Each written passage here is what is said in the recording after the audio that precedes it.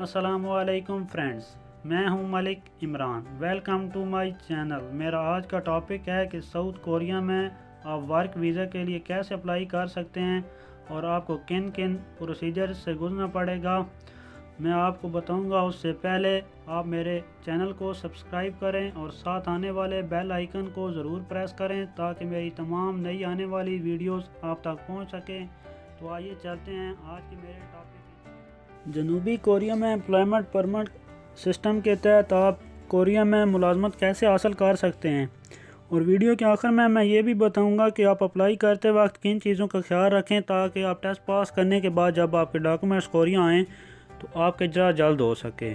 तो इसलिए आप वीडियो आखिर तक ज़रूर देखें। तो ओवरसीज़ एम्प्लॉयमेंट कॉरपोरेशन की वेबसाइट में जाना पड़ेगा।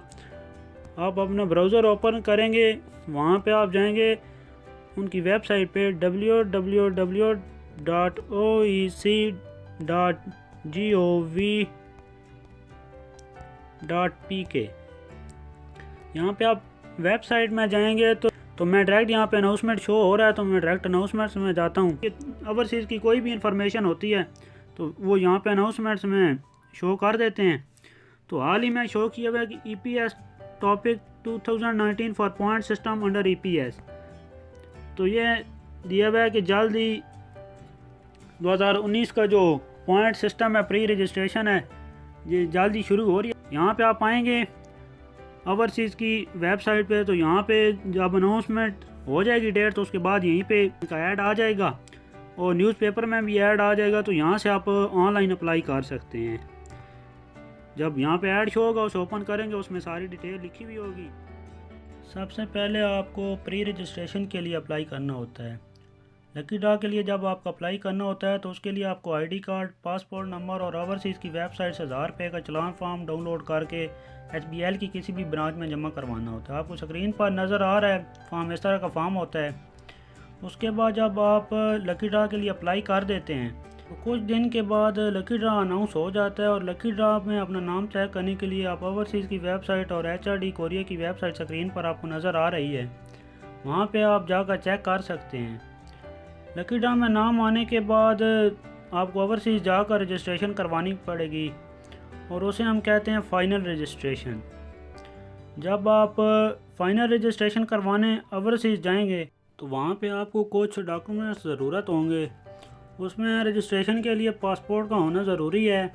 असल पासपोर्ट और पासपोर्ट की एक रंगीन कापी आपको वहाँ पे ज़रूरत होगी। उसके बाद आपका शनाख्ती कार्ड भी पास हो वहाँ पे, और 2 तस्वीर ऐसी हों सफ़ेद बैकग्राउंड जो कि बिल्कुल अच्छी हों और आपका चेहरा वहाँ पे साफ नज़र आ रहा हो, क्योंकि यही तस्वीर आपकी जो मैंने शुरू में आपको बताया था कि लास्ट टेस्ट पास करने के बाद जब मालिक को डॉक्यूमेंट दिए जाते हैं एम्प्लॉयमेंट सेंटर की तरफ से, उसमें जो फर्स्ट इंप्रेशन आपका है वो तस्वीर है, और कोशिश करें वो तस्वीर अच्छी हो। उसके बाद आपको यहाँ पे स्क्रीन पे नज़र आ रहा है चलान फॉर्म, तो ये भी आपको ओवरसीज़ की वेबसाइट से या ओवरसीज़ से मिल जाएगा।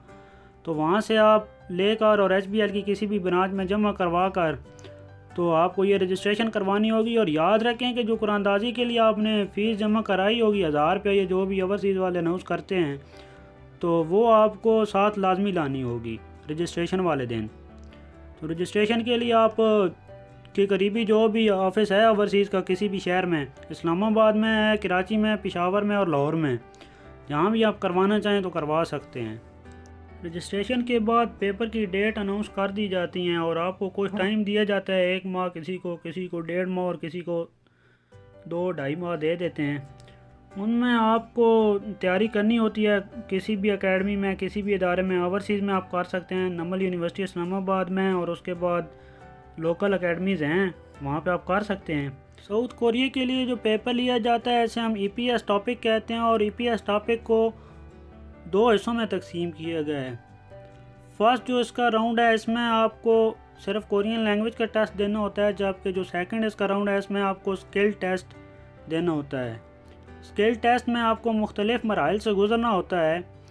उसके बाद जाकर फ़ाइनल मेरिट लगता है। फ़ाइनल मेरिट में जो भी पास होता है तो उसे साउथ कोरिया के लिए मेडिकल वगैरह कराना होता है और उसका नाम रोस्टर पर लगा दिया जाता है। जो हमारा पाकिस्तान के लिए सिर्फ मैन्युफैक्चरिंग इंडस्ट्री के वीज़े हैं और उसके लिए टोटल 200 पॉइंट्स हैं। 200 पॉइंट्स में जो 100 पॉइंट्स हैं वो फर्स्ट राउंड के लिए हैं और जो 100 पॉइंट्स हैं वो सेकंड राउंड के लिए हैं। दोनों राउंड्स को पास करना ज़रूरी है। EPS टॉपिक का जो पहला राउंड होता है उसमें आपको कोरियन ज़बान का टेस्ट देना होता है और उसके लिए आपकी तैयारी अच्छी होनी चाहिए। पहले जो कोरियन ज़बान का टेस्ट होगा उसमें पढ़ाई के 20 सवालात होंगे और 25 मिनट होंगे, उसका टाइम 25 मिनट होगा।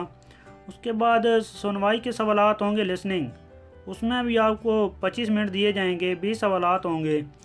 जो टोटल टेस्ट का टाइम है वो 50 मिनट है और 40 सवालात हैं। हर सवाल के 2.5 नंबर हैं और पहला राउंड जो पास करने वाले उम्मीदवार हैं उनको कम से कम 100 में से 40 नंबर लेने हैं। जो इनके नंबर 40 से ज़्यादा होंगे वो मेरिट में आ सकते हैं। उसके बाद जो मेरिट में नाम जिनका आएगा उनको पहले दूसरे राउंड में हिस्सा लाजमी लेना होगा और दूसरा राउंड जो है उसे स्किल टेस्ट कहते हैं। स्किल टेस्ट में जिस्मानी ताकत के 30 नंबर हैं, इंटरव्यू के 30 नंबर हैं और बुनियादी महारत के 40 नंबर हैं।